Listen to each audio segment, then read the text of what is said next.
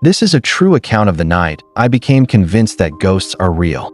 I was in my final year of high school, spending the weekend at my best friend Rick's house. His parents had driven up to their cottage as usual, which meant we had the place to ourselves. We spent the evening like most teenagers do, watching movies and joking around. Sometime around midnight, the energy finally started to fade. Rick grabbed a folding cot from the closet and set it up at the foot of his bed. We talked for a few more minutes in the dark, and then we both drifted off. A few hours later, I woke up with a dry mouth that was begging for water. I lay there for a moment, debating whether to ignore my thirst, but it kept nagging at me. I made my way down the stairs in the dark, using the faint outdoor light bleeding through the front window to guide me. At the bottom of the stairs, I turned toward the kitchen and froze. An old man was sitting at the kitchen table. He was not solid the way a living person would be.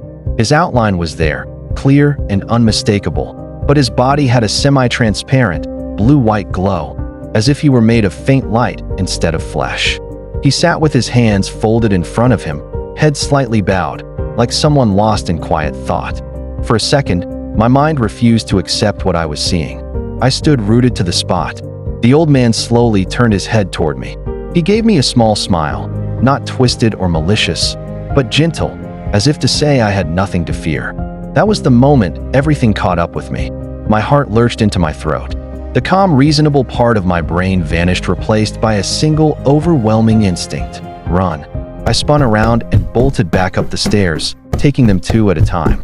By the time I reached the top, my legs felt like they were made of rubber. I rushed to Rick's bed and shook him hard. Wake up! Wake up! Wake up! Rick jerked awake, confused, blinking at me through the dark. What's going on? He mumbled. I just saw someone in your kitchen, I said, struggling to catch my breath. An old man, he was glowing. I think I just saw a ghost sitting at your kitchen table. Then, to my surprise, Rick laughed, a tired, almost amused laugh. Oh, that's just my grandfather, he said, as if it were the most ordinary thing in the world. He died in this house years ago. He shows up sometimes. He's harmless. I stared at him, waiting for the punchline, but none came. He rolled over, still chuckling, and told me to go back to sleep. Eventually, my adrenaline faded enough for me to crawl back onto the cot, though it was a long time before my eyes finally closed. The encounter did not stop me from going back to Rick's house. We kept hanging out there almost every weekend, just like before, but I never went downstairs again in the middle of the night for a glass of water. If you have your own ghostly encounter, leave a comment. I know I'm not the only one.